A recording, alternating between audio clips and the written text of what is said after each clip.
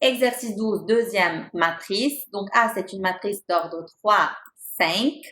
C'est pas possible de calculer son déterminant, mais on sait que le rang maximum de cette matrice-là est 3. Donc, soit vous devez trouver un déterminant mineur d'ordre 3 qui est non nul, mais puisqu'il y a plusieurs déterminants d'ordre 3 qu'on peut trouver d'une matrice d'ordre 3 à 5, donc on va essayer de faire quelques zéros, ou bien l'échelonnement pour faciliter de calculer le rang.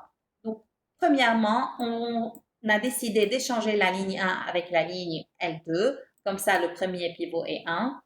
Pour la ligne L2, l'opération qu'on va faire, c'est L2 moins ML1. Comme ça, on va avoir M moins M0, puis 1 moins M, puis 0 moins M au carré, puis 1 moins M, parce qu'on a M fois ligne L1, et finalement 0 moins M.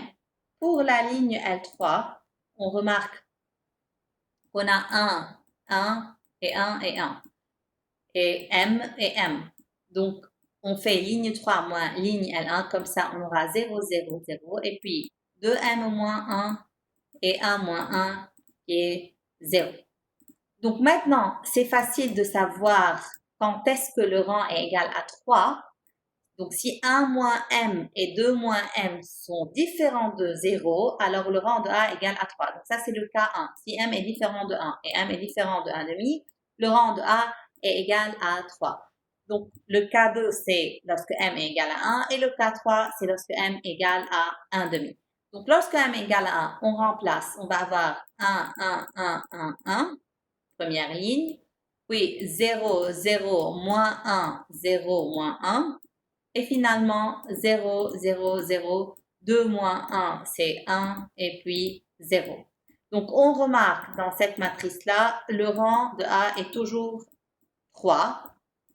Finalement, pour M égale à 1,5, donc on reprend, on remplace M par 1,5, 1 moins 1,5, c'est 1,5, 1,5 au carré, c'est 1 quart, moins 1 quart, 1 moins 1,5, c'est 1,5, et puis on a moins 1,5, et finalement 0, 0, et puis on a